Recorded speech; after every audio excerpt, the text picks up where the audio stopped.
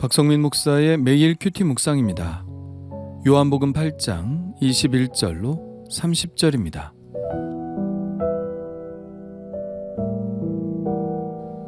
다시 이르시되 내가 가리니 너희가 나를 찾다가 다시 죄 가운데서 죽겠고 내가 가는 곳에는 너희가 오지 못하리라. 유대인들이 이르되 그가 말하기를 내가 가는 곳에는 너희가 오지 못하리라 하니 그가 자결하려는가? 예수께서 이르시되 너희는 아래에서 났고 나는 위에서 났으며 너희는 이 세상에 속하였고 나는 이 세상에 속하지 아니하였느니라. 그러므로 내가 너희에게 말하기를 너희가 너희 죄 가운데서 죽으리라 하였노라. 너희가 만일 내가 그인 줄 믿지 아니하면 너희 죄 가운데서 죽으리라. 그들이 말하되 내가 누구냐? 예수께서 이르시되 나는 처음부터 너희에게 말하여 온 자니라. 내가 너희에게 대하여 말하고 판단할 것이 많으나 나를 보내신 이가 참되심에 내가 그에게 들은 그것을 세상에 말하노라 하시되 그들은 아버지를 가리켜 말씀하신 줄을 깨닫지 못하더라. 이에 예수께서 이르시되 너희가 인자를 든 후에 내가 그인 줄을 알고 또 내가 스스로 아무것도 하지 아니하고 오직 아버지께서 가르치신 대로 이런 것을 말하는 줄도 알리라. 나를 보내신 이가 나와 함께 하시도다. 나는 항상 그가 기뻐하시는 일을 행함으로 나를 혼자 두지 아니하셨느니라. 이 말씀을 하심에 많은 사람이 믿더라. 아멘.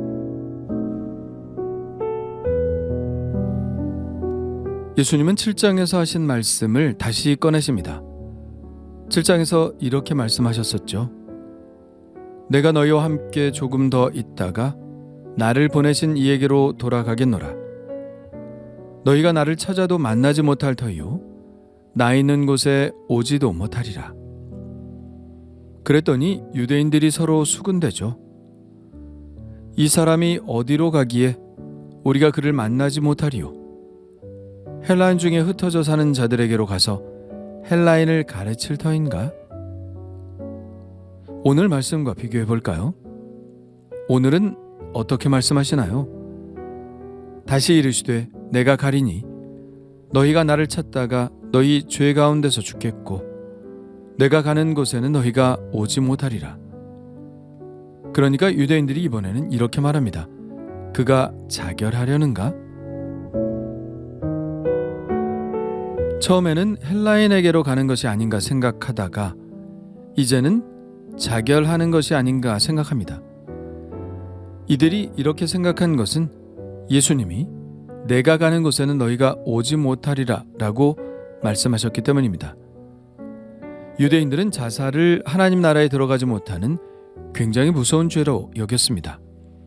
자살은 자기 자신을 살인한 것과 다름이 없기 때문입니다. 창세기 9장은 살인에 대해 이렇게 규정하고 있죠. 내가 반드시 너희의 피, 곧 너희의 생명의 피를 찾으리니 짐승이면 그 짐승에게서 사람이나 사람의 형제면 그에게서 그의 생명을 찾으리라. 다른 사람의 피를 흘리면 그 사람의 피도 흘릴 것이니 이는 하나님이 자기 형상대로 사람을 지으셨음이니라. 자결을 한 사람은 하나님의 형상으로 지음받은 존재를 죽인 것이니 결국 살인을 한 것이고 그렇게 되면 하나님의 나라에 이를 수 없게 됩니다. 그가 가는 곳은 지옥이 되는 것이죠. 이 세상에서 사람이 가지 못할 곳은 없습니다. 죽어서도 모두 하나님의 나라에 들어간다면 만나지 못할 이유도 없죠. 그러므로 그들이 아무리 찾아도 찾지 못하고 아무리 가려고 해도 가지 못하는 곳은 한 군데밖에 없습니다. 지옥이죠. 그들은 절대 자결을 한다거나 해서 지옥에 가지 않을 테니 예수님을 만나지 못하는 경우가 있다면 예수님이 자결을 해서 지옥에 가는 경우밖에 없기 때문입니다. 그러니까 그가 자결을 하려는가 라는 말은 그가 지옥에 가려는가 라는 말과 같습니다. 그러나 유대인들도 모든 자살을 다 중죄로 보는 것은 아닙니다. 신앙의 절개를 지키기 위해 자살을 하는 것에 대해서는 허용하는 측면이 있죠. 1세기경 마사다에서 최후의 항전을 했던 사람들은 모두 자살을 했죠. 그리고 사울도 할례받지 않은 자들의 놀림감이 되느니 스스로 죽겠다고 하고 자살을 선택했습니다. 그리고 요즘은 자살을 우울증이나 질병의 결과라고 보는 경향이 있어서 자살을 하면 꼭 하나님의 나라에 들어가지 못한다고 단정하여 이야기하고 있지는 않습니다. 어쨌든 이때 유대인의 사고방식은 그랬고, 그래서 아무도 오지 못하는 곳으로 가신다는 예수님의 말씀에 그렇게 반응한 것입니다. 그들은 예수님이 지옥으로 갈 것인가 라는 의미로 이야기했지만 진실은 완전히 그 반대라는 것입니다. 예수님은 하나님의 나라로 가고 그들이 지옥에 떨어질 것입니다. 23절에 이렇게 말씀하시죠. 너희는 아래에서 났고 나는 위에서 났으며 너희는 이 세상에 속하였고 나는 이 세상에 속하지 아니하였느니라. 아래의 세계, 위의 세계가 서로 대립하고 있습니다. 이 세상에 속한 사람과 이 세상에 속하지 않은 예수님과 대립하고 있습니다. 두 세계 사이에 어떤 교집합도 존재하지 않습니다. 위의 세계와 아래의 세계는 양립하지만 건너갈 수도 건너올 수도 없습니다. 이 세상과 하나님의 나라는 완전히 분리된 세계입니다. 그래서 그들이 하나님의 나라에 가는 길은 막혔는 바 그들은 죄 가운데서 죽을 수밖에 없습니다. 24절입니다. 그러므로 내가 너희에게 말하기를 너희가 너희 죄 가운데서 죽으리라 하였노라. 너희가 만일 내가 그인 줄 믿지 아니하면 너희 죄 가운데서 죽으리라. 이 교집합이 없는 두 세계가 화해하지 않는다면 그들은 죄 가운데서 죽을 수밖에 없습니다. 죄의 삭은 사망이고 모든 사람은 죄 아래 있기 때문입니다. 두 세계 사이에 어떤 가교가 마련되지 않는다면 그들은 죄 가운데 죽을 것입니다. 그들의 예상대로 예수님이 지옥에 가시는 것이 아니라 그들이 죄 가운데 죽어 둘째 사망, 즉 지옥을 맛보게 될 것입니다. 그러나 이 두 세계 사이를 화해시키는 한 가지 방법이 있죠. 바로 위의 세계에서 우리를 구원하시기 위해 오신 예수 그리스도를 믿는 것입니다. 24절입니다. 너희가 만일 내가 그인 줄 믿지 아니하면 너희 죄 가운데서 죽으리라. 예수님의 말씀은 내가 그라는 것을 믿어야 한다는 것입니다. 그러면 예수님이 말씀하시는 그는 누구일까요? 이런 의문이 들겠죠. 그래서 그들이 다시 묻습니다. 네가 누구냐? 그러자 예수님이 말씀하십니다. 나는 처음부터 너희에게 말하여 온 자니라. 이 말씀의 원문은 두 가지로 해석될 여지가 있습니다. 요한복음 1장에 나오는 태초부터 계신 말씀으로 해석할 수 있죠. 개역개정 번역은 그렇게 해석했습니다. 그러나 또 다른 해석이 나올 수 있는 문장입니다. 그냥 단지 내가 처음부터 너희에게 이야기하지 않았느냐 이런 뜻일 수 있죠. 다시 말하면 내가 지금까지 몇 번을 말했는데 또 그 질문을 하느냐 이런 뜻이겠죠. 어떻게 해석을 해도 결국은 같은 뜻이 됩니다. 예수님께서 몇 번씩이나 계속해서 말씀하신 그 말씀이 바로 당신이 하나님의 아들 그리스도라는 말씀이기 때문입니다. 태초부터 계신 말씀이라는 뜻과 같죠. 그리고 내가 바로 그다 라는 이런 표현은 하나님께서 자주 사용하신 표현법입니다. 모세가 하나님의 이름을 물었을 때 하나님께서 나는 나다 라고 말씀하시지 않았습니까? 사실 존재라는 것은 무엇인가에 기대하여 존재하기 마련입니다. 세상의 모든 만물들은 서로를 의존함으로 존재하죠. 사람은 스스로 존재하지 못합니다. 공기가 없다면 존재는 사라지고 말죠. 오직 스스로 존재하시는 것이 있다면 그분은 바로 하나님밖에 없습니다. 아무것도 의존되지 않는 존재. 그러므로 진정 우리가 존재라고 이름을 붙일 수 있는 존재는 하나님밖에는 없습니다.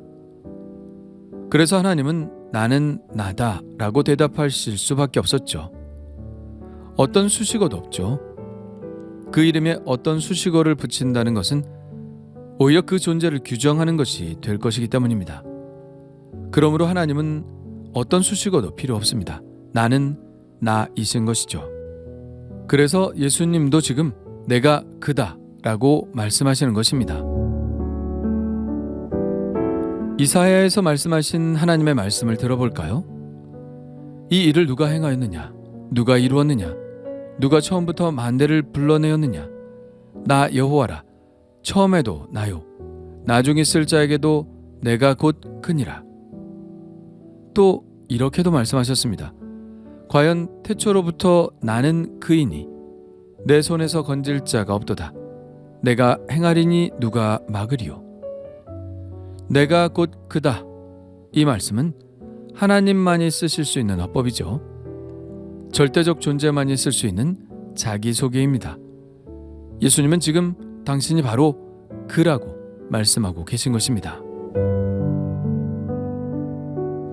그러나 비극은 그 존재를 사람들이 알아보지 못한다는 것입니다.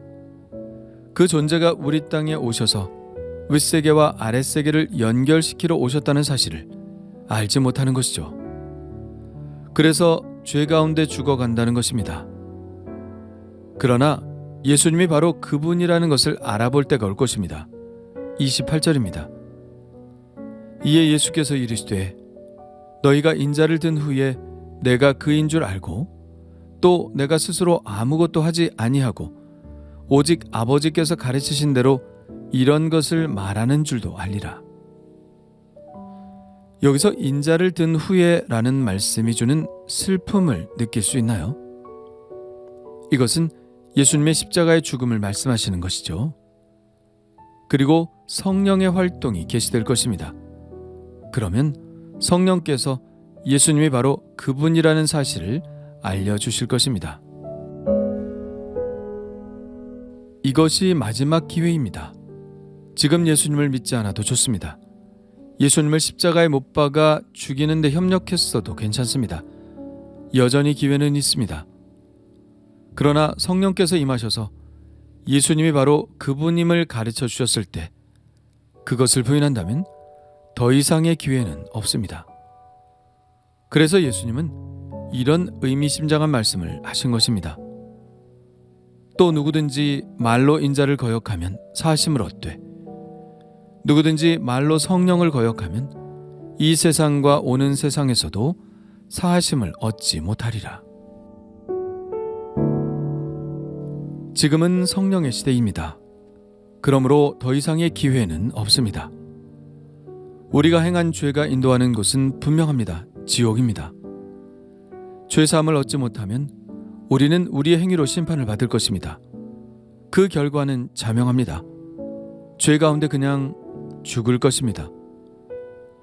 그러나 기회는 있습니다. 바로 예수 그리스도께서 그분이심을 믿고 십자가의 은혜를 받는 것입니다. 그럴 때 이 세상과 저 세상은 결코 분리된 세상이 아닙니다. 우리는 이 세상에 살지만 하나님의 나라를 살아갈 것입니다. 그것이 바로 영생을 누리는 삶입니다. 오늘도 그 은혜를 주신 주님께 감사드리며 영생의 삶, 천국의 삶을 살아가기를 원합니다. 주님 감사합니다. 우리가 행한 수많은 죄 가운데 죽을 수밖에 없는 죄인이지만 성령의 시대에 하나님의 말씀에 순종하고 복음을 받아들이게 하시니 감사합니다. 지금 세상에 너무나 많은 사람들이 복음의 귀를 닫고 있습니다. 죄 가운데 그냥 죽어가고 있습니다. 주여, 다시 한번 성령의 시대를 허락하시사 하나님의 구원의 역사가 이 땅에 일어나게 하여 주옵소서. 그 일에 쓰임받는 자가 되게 하옵소서. 예수님의 이름으로 기도합니다. 아멘.